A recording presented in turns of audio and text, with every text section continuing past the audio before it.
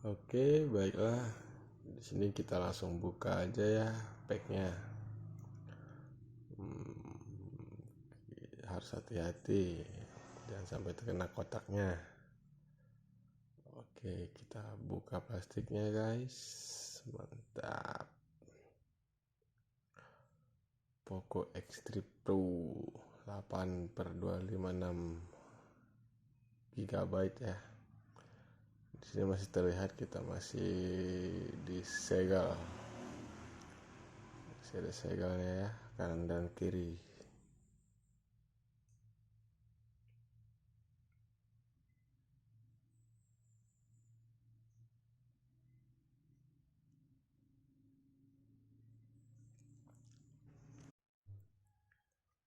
Agak terasa keset di sini ya kotaknya. Di sini kita langsung dapatkan ucapan langsung dari Alvinti, ucapan terima kasih dari POCO. Letakkan dulu ya di bawah. Pada lapisan pertama ini kita langsung buka saja. Ada jarum untuk membuka slot SIM cardnya ya. Tidak terlihat mewah, sama seperti umumnya ya. Oke, kita letakkan dulu di bawah. Kita cek ada apa lagi di dalamnya. Ada seperti buku panduan atau mungkin ada kartu garansi juga kali ya, mungkin.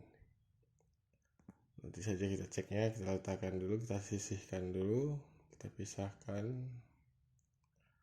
Di sini ada seperti soft case ya, soft case bending seperti umumnya kita beli handphone lainnya. Kita sisihkan lagi. Langsung saja kepada intinya, kita buka handphonenya. Plastiknya seperti biasa. Oke, tidak ada yang ini. Saya pilih di sini warna frost blue karena menurut saya warna yang lumayan mewah ya. Ada logo IMEI, tulisan beberapa IMEI. Di sini ada logo POCO yang terlihat miring sesuai dengan handphone gaming ya, karena gaming terlalu banyak yang miring-miring. Di sini ada sensor sidik jari dan pada bagian kiri hanya ada slot SIM card. Oke, di bawah handphonenya kita dapatkan apa ini? Oh, adapter ya, adapter charger yang besar, lumayan besar ini. Oh, berkapasitas maksimal 3,2 watt, lumayan kencang ya kalau untuk gaming ya.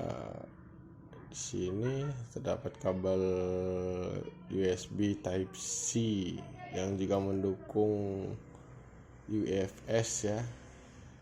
Jadi pengecasan hanya butuh waktu sebentar untuk mengisi daya baterainya. Kita coba nyalakan.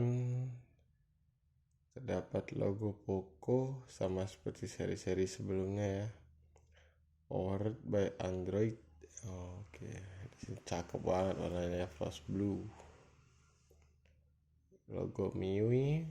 Disini sepertinya menggunakan MIUI 12.